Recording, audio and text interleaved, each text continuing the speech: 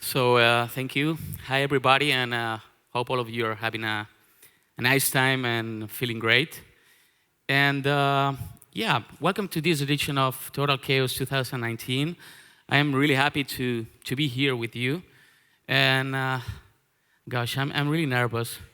It's like I hate talking in public, and they say that to lose this fear to speak in public, you have to imagine all the people naked or undress them, mentally speaking. But I think it's not an option because you're way too many people. Well, the thing is that, as you can see here, and for all the people that doesn't know me, my name is Victor Bonafonte, and I am Beauty and the Beat co-founder. I am an art director, and I am also an architect. Yeah, this is the title of my lecture, which is Beauty and the Beat Between Architecture and Cinema. Wow, it promises a lot. Yeah, and I have a lot of things to communicate or to tell you. So I think I gotta run. And I think I'll be this kind of guy today because it is complex. It is complex to shrink all this lecture in less than an hour. But anyway, I'll try to do my best, honestly. So this is the roadmap for the lecture. I'll start talking a little bit about Beauty and the Beat. I'll continue with an extensive and deep insight on our landmark project, which was an animation short film we did last year that little has in common, I guess, with the regular Arch-based animations. And last but not least, I'll talk a bit about being the art director in the Rebirth project, which was presented this year at the GDC. And, well, I think we're good to go. So let's start out by introducing Beauty and the Beat. So what is Beauty and the Beat? And yeah, Beauty and the Beat is an architectural communication studio based in sunny Madrid, Spain. And we have had the great pleasure and privilege of collaborating with some of the most remarkable architectural offices around the world. And we like to think of ourselves as a boutique studio, not ruled by quantity, but for quality. And yeah, we're just a community of artists, animal artists, struggling always to improve our skills and expand our knowledge in order to be better day by day. So here you can see the three associates in the company, but for sure nothing can be achieved without our incredible team of people. And yes, we love telling stories. And if you do architecture, you can see it as a business exclusively, and then you do things as a robot, and you go autopilot, and never expect any change in what you do. But honestly, as art director of the studio, I'm not that kind of guy. And we don't think of any artistic manifestation as putting check marks on any client's PDF. So we always want to stand in like the intersection of artistic disciplines such as that nurture us, such as cinema, concept art, traditional painting, matte painting, body combat, VFX, and video games. So that is what turns our engines on, and we cannot dissociate ourselves from that stuff from our daily practice. So I also have the strong belief that you got to follow your intuition as an artist and playing your own song. Meaning that all that social media mambo jumbo is okay, but if you want to improve as an artist, I guess what you will have to do is to spend less time in that realm and invest more time in building your skills and focus in being yourself and creating content. And I'm not talking about kittens meme content, if you know what I mean. So at one point of my career, I found doing images for other architects was nice, but at the same time, I needed something more. So I kept on developing my matte painting techniques and investigating in some other ways of telling stories. So in 2017, I told the guys at the studio that we should do one non-commissioned image a month, done exclusively in-house and non-dependent on any architecture firm. They were called, obviously, Images of the Month. And yeah, at that moment, there weren't too many studios showcases this kind of personal images. And I guess like this was the seed for what we were about to do the following year with Landmark. It was kind of a way to exercise our creativity muscles. So I kept on investigating and doing personal images by myself on my spare time, which, believe me, is basically means at night when I get my kid to bed. And yeah, the idea behind this is always like keeping your brain in good shape when it comes to creation. So this always pushes you to abandon your comfort zone, but always for good new experiences. So as an example, this was a portrait I did for Kitbash 3D, a famous asset company focusing cinema and concept art. And I think B&TB is the only architectural firm, architectural visualization company that has done this kind of portrait for them. So this brings me to a vital point, which is never stop creating, because sometimes your work will suck eventually, and sometimes will be outstanding. But developing the habit and that discipline of never stop thinking about new ways to explore, new abilities to achieve, and new techniques to implement in your pipeline is really healthy attitude towards your career as an artist. And yeah, that attitude made possible to achieve projects like the next one I'm going to present, which is Landmark. And I've always thought that these side projects are really, really important if you want to keep growing in a certain way. So, it's time to present this project we did last year. So, I would ask you a favor, if it's possible, to shut down the lights and to make it look more like a cinema, more cozy. And girls and boys, this is Landmark.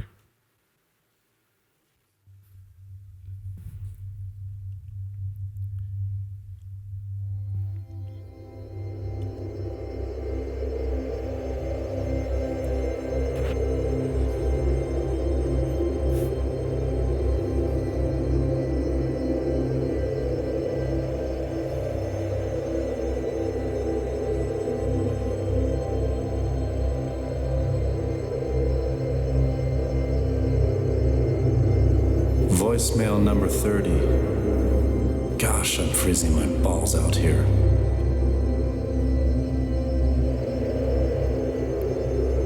It's been 9 months since they sent me here as the replacement guy. Or so they said. In fact, it's been 5 years since they dismantled the whole place.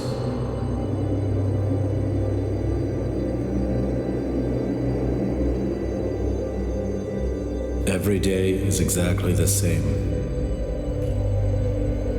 White sky, dark sand, and me in the middle of nowhere.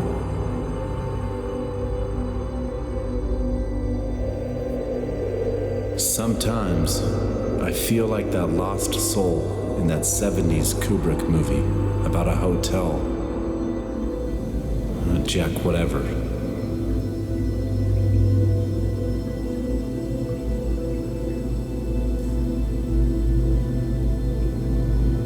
I'm the IT guy in this mega server.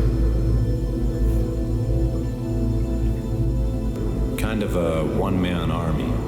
King Midas.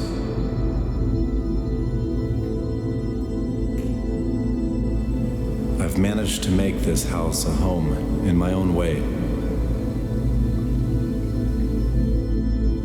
I will admit, your letter changed everything. Sure it did.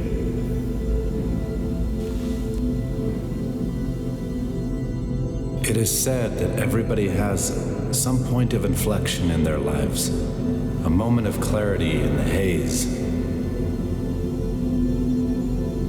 And now that point is in front of me, vivid, challenging. By the time you listen to this, I'll no longer be around. I guess I'll be gone, heading my landmark.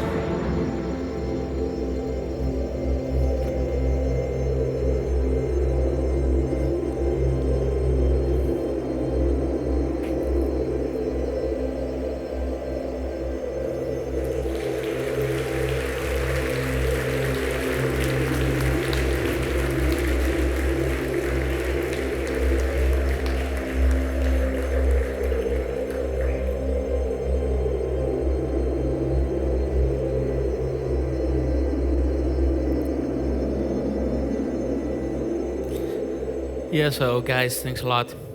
Truly appreciate.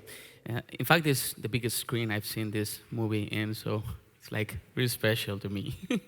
And yeah, so Landmark was really an adventure for us because honestly, I didn't think by any means that would be so successful. And the main success, firstly, was to finish it because sometimes during the process, the future about it was a little bit uncertain. And I gotta say, we had lots of help from generous people in the industry who contributed with it. So I guess I have to thank Chaos Group and the Very Cloud crew. Thanks a lot, guys. And for me also was a personal victory for finishing it. And also because at the end, it was featured not only in architectural circles, but in cinema, VFX, and other kind of publications from other creative realms. And yeah, but what is Landmark and what it meant for us? So Landmark was our first serious short film. It was our most ambitious project until that date, and it was developed completely in-house and conceived as a non-commercial project because I wanted to preserve the indie approach, and I didn't want to have any artistic limitation from anybody but ourselves. So yeah, we could say we were our own clients, our own bosses in this process. And what Landmark really meant to us, for the team, it was really a milestone in our career. And I guess for once, we were like 100% free about what we wanted to communicate. And yet, the only headroom was us. And this also can be counterproductive, since you had to lead the way, and there are no maps in this. So we assume you're on your own. So we needed to take a little step back, take some risks, do what we truly feel inside of us, and reinvent all of our usual process. So we had some big limitations and struggles in this process that we faced down the line. Because first one was like obviously time, because the project had to be done in spare time. And honestly, we don't have too much of that. So I stepped out of the production in the studio, and I only led the art direction, coordinating our regular projects with architectural firms.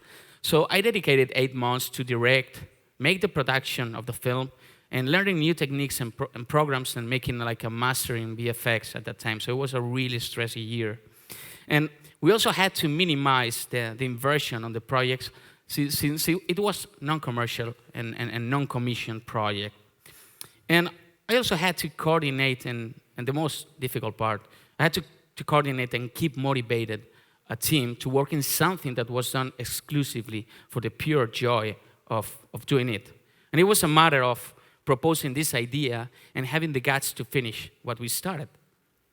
So I wanted to explore other languages in architectural animation since personally I think that in general there's a great lack of imagination and originality between us architects.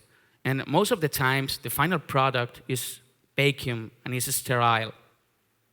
So I understand that it's a product to sell one idea to the client. But again, I mean, you can sell something based on Citizen Kane or based in Baywatch. So the first one has content, and the second one only has beautiful bodies, and obviously David Hasselhoff. So my idea for fighting against this lack of originality was basically bringing a cinematographic experience to architectural animation and making an architectural movie. So I always ask to myself, why architects, we don't take advantage of the cinematographic language and its deep storytelling? Would it be possible to bring all those elements to architectural animation? So what if we pull together a short film that could be like the teaser of a bigger movie, but at the same time is still talking about architecture, and architecture is a character by itself. So we try to tie together all these elements from cinema and bring them down to Landmark. So we needed to add cinema's special ingredients, such as smart composition, such as color language, and obviously a deep storytelling. So we definitely wanted to shoot a movie, a virtual movie. So, yeah, the pre-production. The pre-production was the most crucial moment of the whole process, always for me. It's like you have you have like a blank canvas to fill, and at some points it can be overwhelming because you have lots of options to follow. And good or bad decisions at this stage mean the success or failure of the project for me. So let's talk a little bit about the plot of Landmark.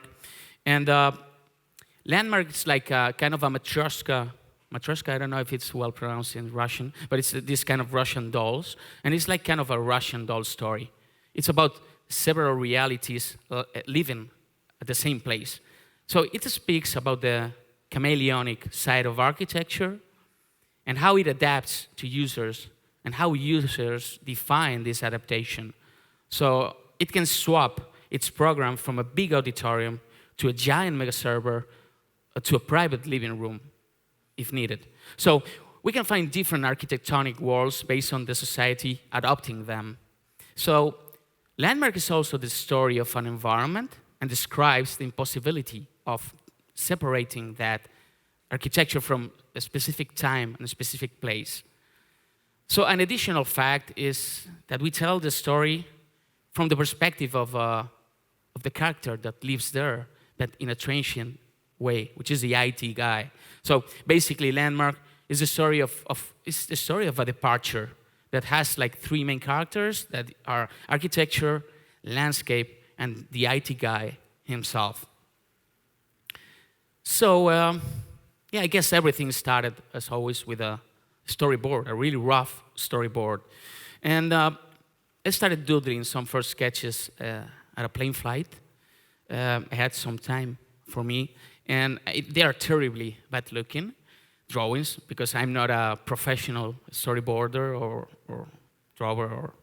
But the main idea was to make a raw guideline to my team of what I was having in mind, or what I was thinking for the story, and some of the sequences.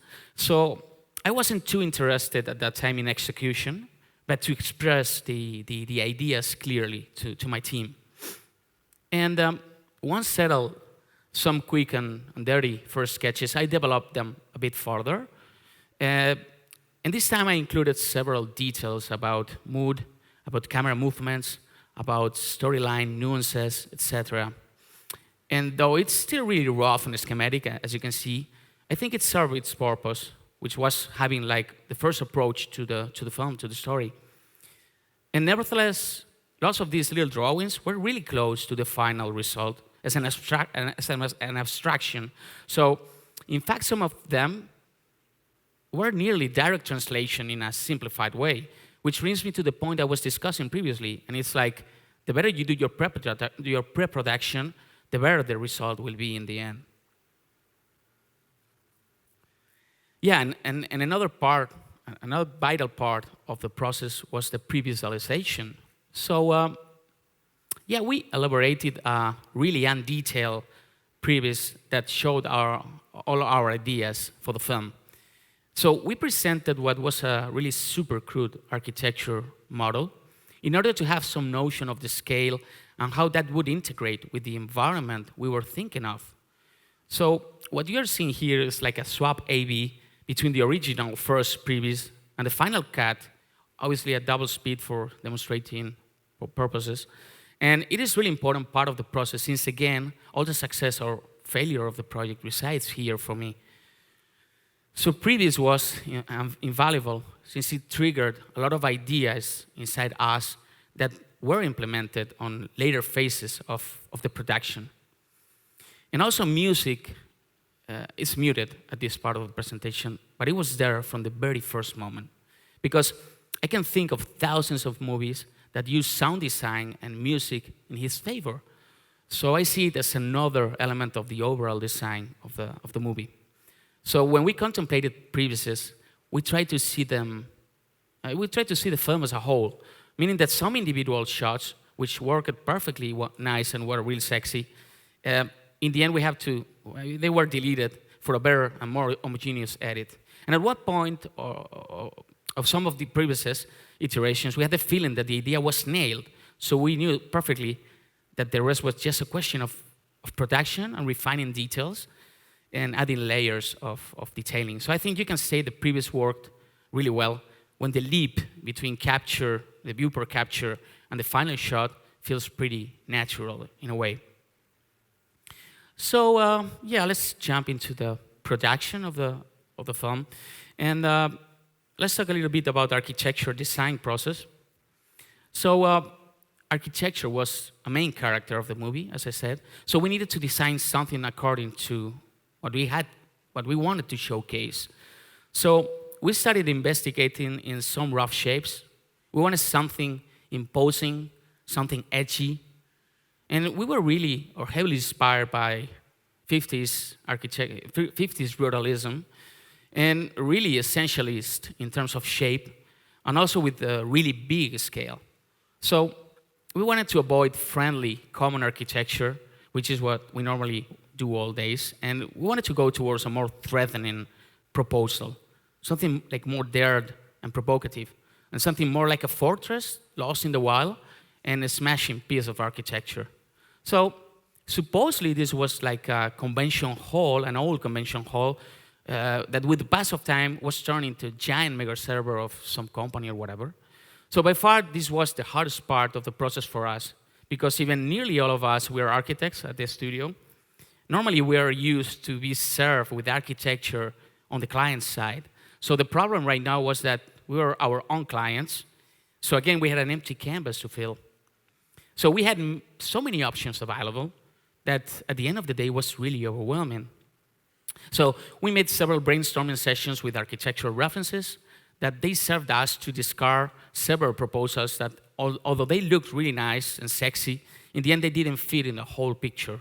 So all of the different proposals we sketched had like some things in common, we could say. First was a huge scale, since we needed that the size of this place was startling and made you feel like tiny and a little person. And we needed some angular, edgy shapes that looked threatening and crude. And we needed a building that defied the elements, the environment. So it should look like a kind of a bunker with several openings to the landscape, but in a controlled way, because we wanted only to suggest the interior from the exterior and not showing everything from all the angles, such as normally our architects ask you to do things. So, yeah, I think so. I mean, with all these topics really present, we started testing several architectural models. And as you can see in this video, we played and messed around with some of them, with very basic modifications and twisting them, destroying them, cannibalizing them, searching for a nice and balanced volume. So in the end, we like all of these options, we made up our minds, and we came to the conclusion about one specific models, and we made several iterations of it, refining the shape and adding layers of detail and complexity to it. So instantly, we tested out the model in context of the environment, because, yeah, we needed to convey that, as I said, that defined the elements vibe in the building. So obviously, it had to be put in context, okay? So I had to say that it was a kind of a hard choice to pick the right one, because at that time, all the proposal had interesting topics and things to showcase. But in the end, we ended up with one of the options that was the most suitable for us. So another important step in the process, obviously, was to determine the degree, as I said, the degree of permeability towards the environment of the building. So we had in mind that it had to be timid and show the essential parts from the outside. So the building would open strategically to the landscape. That is why we made some paint over, some opening studies to search for the most suitable perforations on it. So finally, once like the main volume was blocked, I love these ones. They're really essential, but they look really nice. And what we made from this point on was like some extensive texturing tests for the project, because, I mean, we wanted at a certain point to give it like kind of this rough and weather and really fucked up feel, But it was also important not to make it too noisy in a way that texture competed excessively or too much with the form, the shape of the building. So yeah, I think that after several tests, we found out for us like what was the right balance. And yeah, I mean, as you can see in this presentation, once all this was settled up, we made some other quick sketches of the overall design of the building, and yeah, I think we were good to go. So we also made some turntables of the building to check out and to verify that it was looking really nice from all the angles, and that honestly that the proposal was brave, strong for what we had in mind. So yeah, here you can see some leftovers of the architecture that look, for me, pretty awesome.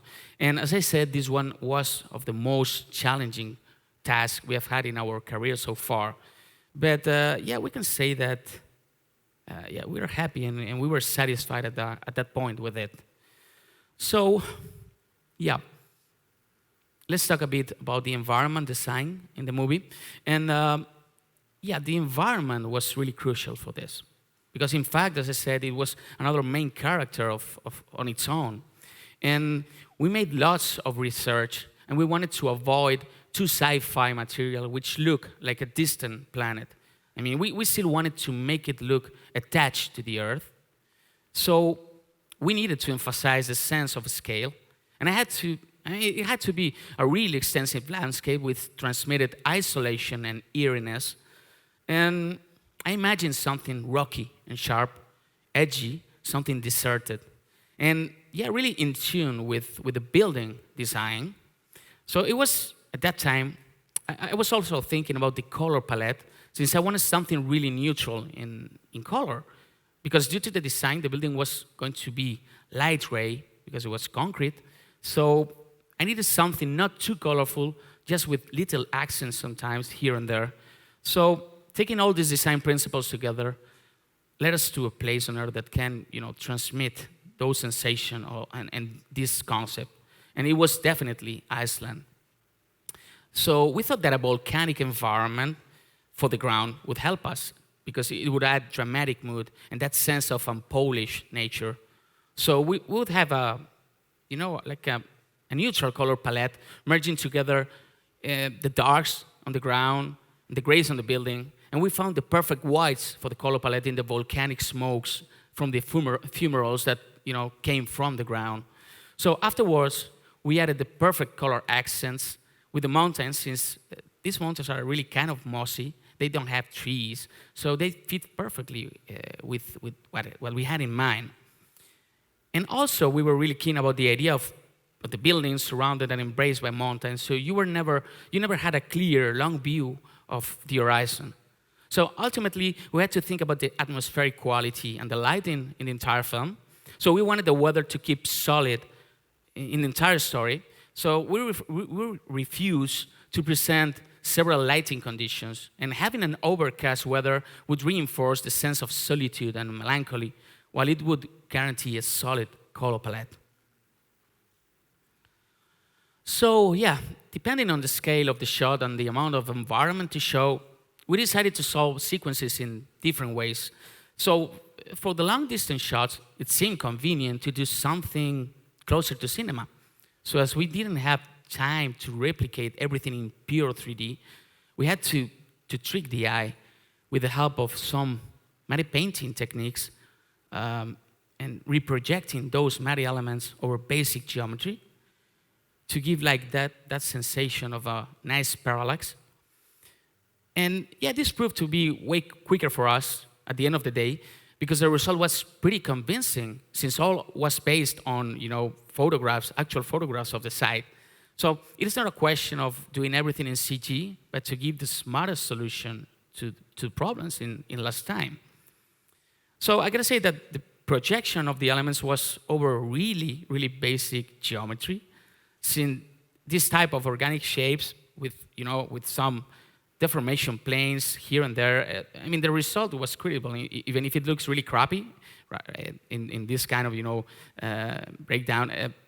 I mean, in the end, the objective was like kind of accentuating the sensation of movement and deformation of the objects when we approach the camera.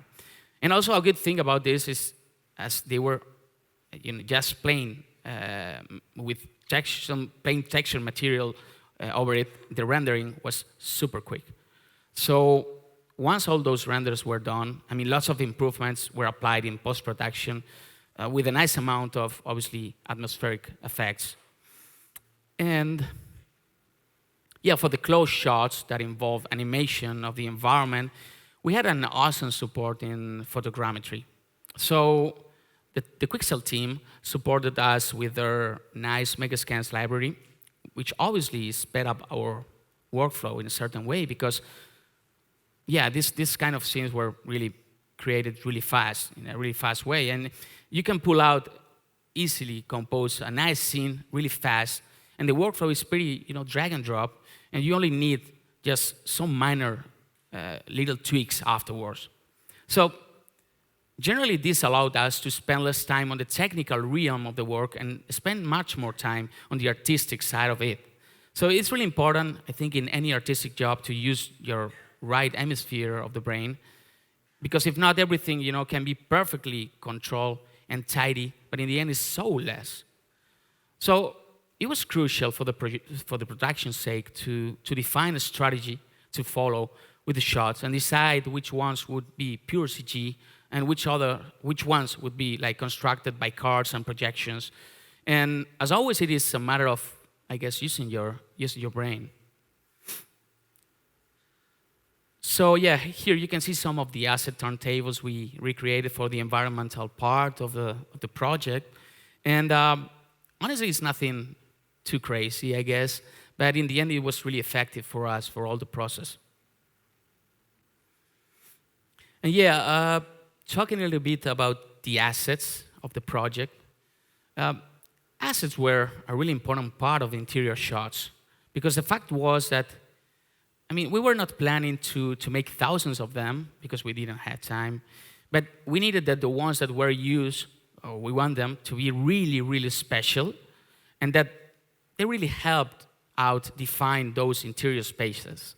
So, because in the end, we were recreating the IT guy ecosystem, and he was kind of this Jack Torrance from The Shining.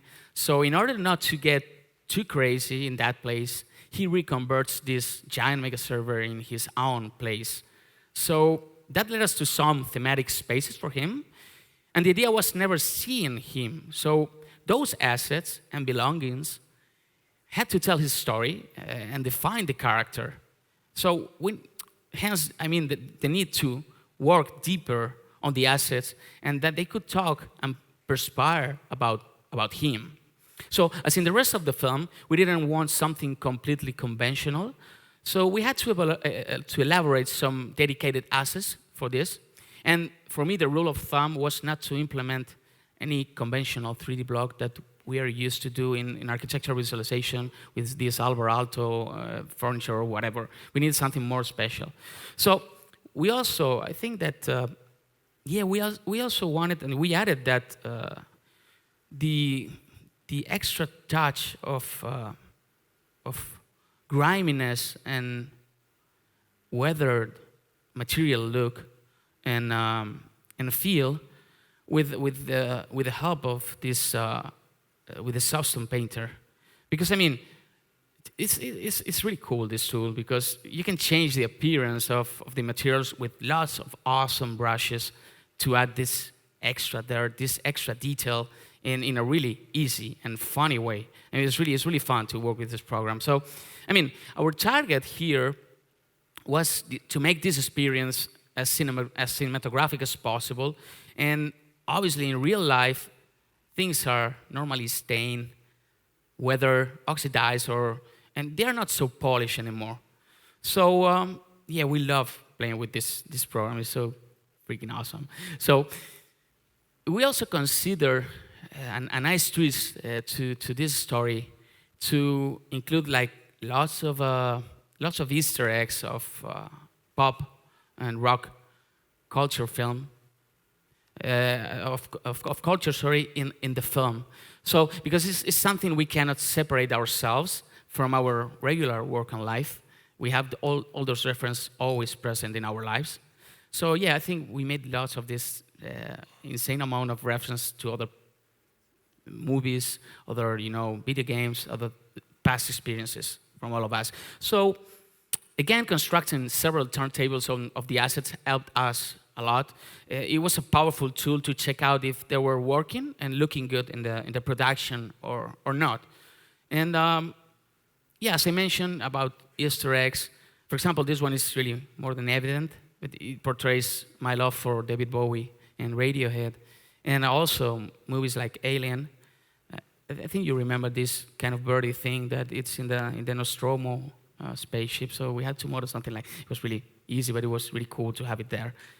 And yeah, this was the IT guy desk, and that also had lots of personal reference. I think I'm not quite sure, but I think the text that is in this old school computer, it has our address in Madrid or something like that at our office. So yeah, this was the mega server set, and yeah, I wanted to play with opposites in the movie. So it was like something really organized, like all these mega servers, and then something more organic like the sculptures. So that was also present in the entire film, this opposition.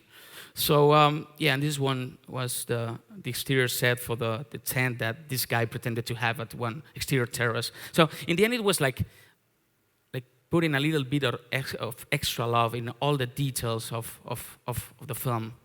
So yeah, and here you can see some leftovers, some alternative takes, and some test scenes for the assets. So it is curious, since when you see all of these leftovers, your mind tells you there are so many ways to tell the story, and all of them could be perfectly valid in a way. So yeah, let's jump into the post-production phase of the project, because this is a really important part of the process, and especially for us, because we love post-production. B&TB is a studio that works a lot with post-production. So I honestly think that talking about animation and also about doing something with this cinematographic approach put us in a position in which we needed to trick the eye a lot. So some of the shots, such as this one, was completely made in comp with matte painting and camera projection techniques. And we also added lots of atmospheric effects in 2D, because we didn't have to make them in, and we didn't have also the expertise to do it in Houdini or some other particle programs. So for this kind of shots, maybe in a whole day of work, you had a basic matte painting blocked and a rough projection. So the next day, the shot could be nearly finalized. So it was a really quick turnaround of things. And so some of the shots weren't so massive in terms of post-production, such as this one, since like the main raw render was pretty complete from the very first moment. So I mean, just adding some real photo references for the mountains and some smoke, some dust, some particles helped out the general mood and made it more attractive and complex to the eye.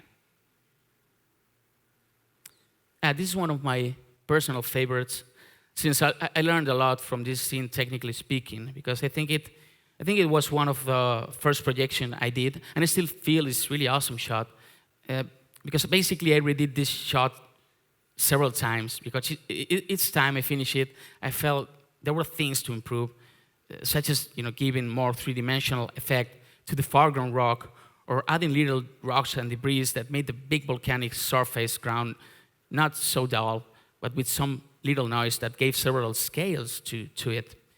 And also creating like a nice effect for the smoke, and that the atmosphere was approached here for the first time. Yeah, and there's a story behind this shot, and it's me with my kid. He was at the office one day, and I was showing him the movie.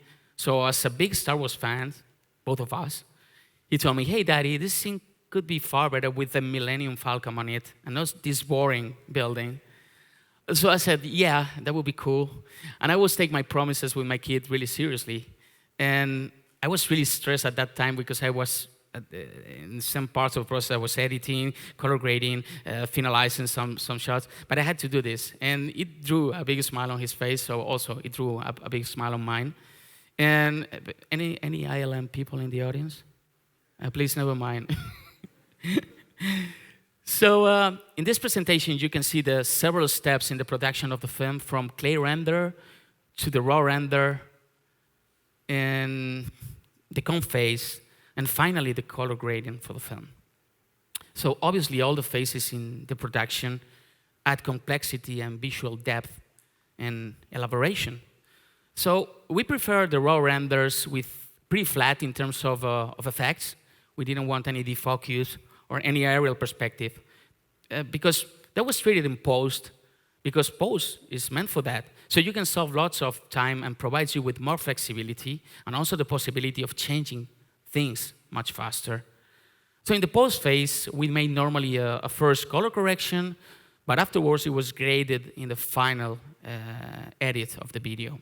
And in the grading phase, for me, the goal is to glue all together with similar values in terms of contrast and also color to make it look more homogeneous, so you feel that all belongs to the same movie.